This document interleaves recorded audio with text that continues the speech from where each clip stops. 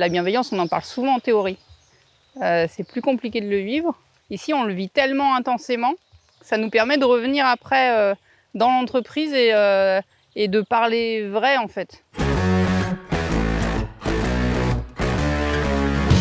L'entraide, du partage. De la bienveillance, de la solidarité, du collectif.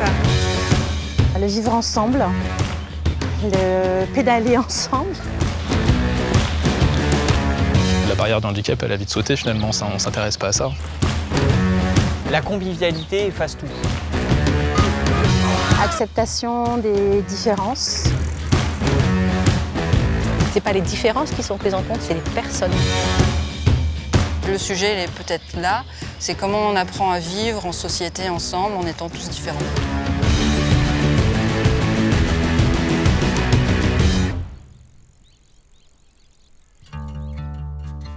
Le sens de cet événement, c'est de pouvoir démontrer par l'expérience qu'on peut allier le handicap à de la performance, à du dépassement de soi, à du travail d'équipe. C'est grâce au collectif que l'on peut être aussi plus performant et meilleur dans l'entreprise. À mon avis, le collectif aide aussi à renforcer sa propre confiance dans ses capacités. Bien évidemment, clairement un parallèle avec ce qu'on vit en entreprise.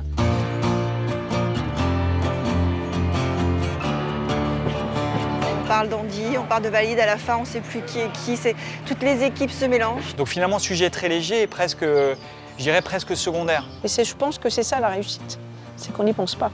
Ça démontre bien qu'on ne définit pas un individu à son handicap ou à une différence quelle qu'elle soit.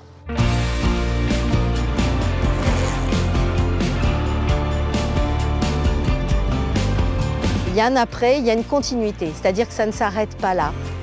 L'objectif, c'est bien d'utiliser cet événement pour que cette sensibilisation à la diversité puisse vivre tout le long de l'année.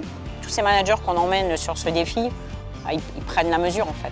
Tous sont maintenant des ambassadeurs de la diversité et de l'inclusion. Je me dis qu'en tant que manager, j'ai cette responsabilité de transposer ça dans mon quotidien d'équipe. C'est un outil qui nous permet de faire avancer ce sujet-là de la différence.